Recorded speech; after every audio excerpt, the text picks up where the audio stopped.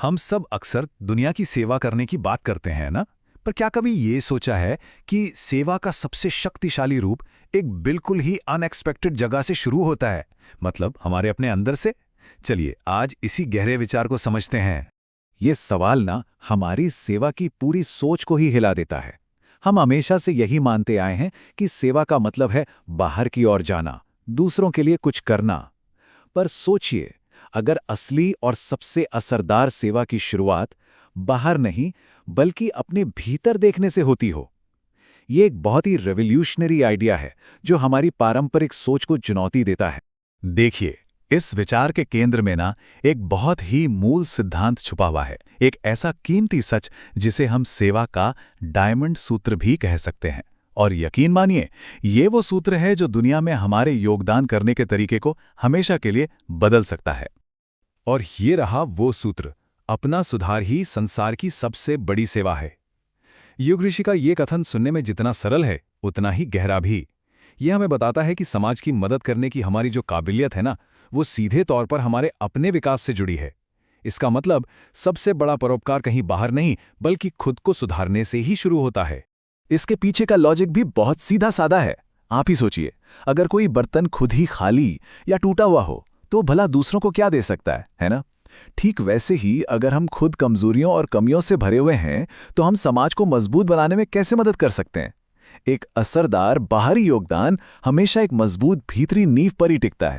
लेकिन यहाँ एक सवाल जरूर उठता है कि भाई खुद पर ध्यान देना ये तो सेल्फिशनेस हो गई, स्वार्थ हो गया, है ना? ये एक बहुत ज़रूरी पॉइंट है और इसका जवाब है नहीं, बिल्कुल नहीं। हमें स्वार्थ और आत्मनिर्माण के बीच का जो बारीक लेकिन बहुत ज़रूरी फर्क है उसे समझना होगा। ये दो बिल्कुल अलग अलग रास्ते हैं। तो फर्क क्या है? देखिए, स्वार्थ का मतलब है दुनिया से बस लेना, अपनी तिजोरी भरना, जबकि आत्मनिर्माण का मतलब है खुद को ऐसा बनाना कि दुनिया को और ज्यादा दे सको। एक तरह से स्वार्थ कलेक्टिव एनर्जी को सोखता है और आत्मनिर्माण उस एनर्जी का सोर्स बन जाता है। तो फिर सच्ची आत्मसेवा है क्या? सीधी सी बात है, ये अपने शरीर, अपने मन और अपने विचारों को पवित्र और शक्तिशाली बनाने की एक साधना है। ये खुद को एक ऐसा इंस्ट्रूमेंट, एक ऐसा साधन बनाने का प्रोसेस है जिसके जरिए दुनिया में कुछ अच्छा किया जा सके। तो ठीक है, ये फिलॉसफी तो समझ आ गई, पर इसे अपनी लाइफ में उतारें कैसे? इसके लिए ना एक बहुत ही सुंदर और प्रैक्टिकल मेटाफर है। हमें अपने व्यक्तित्व का एक कुशल माली बनना होगा। ये प्रक्रिया 3 सरल स्टेप्स में पूरी होती है। पहला स्टेप है पहचानना, ईमानदारी से अपने अंदर की कमियों यानी उन जंगली पौधों को, उस खरपतवार को स्वीकार करना।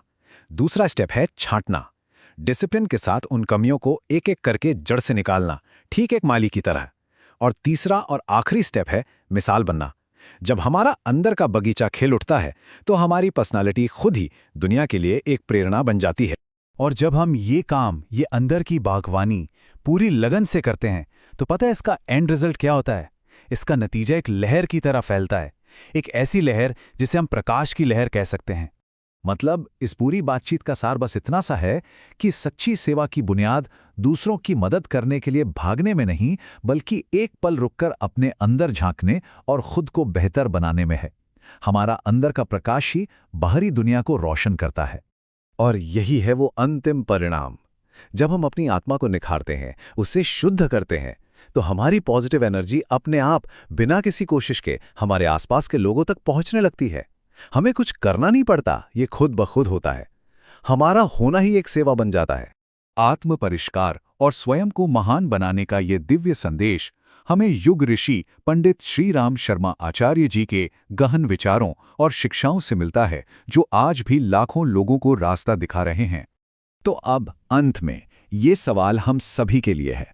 अगर हमारा मन एक बगीचा है तो वो पहला खरपतवार कौन सा है जिसे हम आज से ही निकालने का संकल्प ले सकते हैं? इस पे जरूर सोचिएगा।